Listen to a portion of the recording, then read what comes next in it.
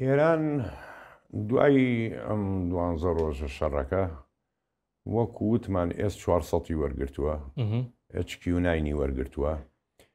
لە ڤیددیۆیەکە پێش چەند ڕۆژێ فڕۆکەی مێک 29 لە ئاسمانی ئێران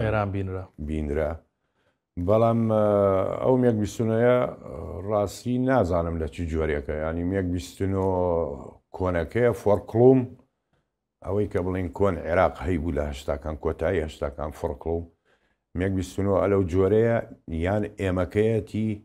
یان ئەی سڵاشی و بیەکەیەتی کامە جۆریەتی اینجا ئایا ڕادارەکەی بە هەرچەنێ ئێستا بڵین ئەڵێن ڕادارەکەی لە جۆری ئیسایە ئەگەر لەو جۆرە بێتن بەڵێ ئەو فڕۆکەیە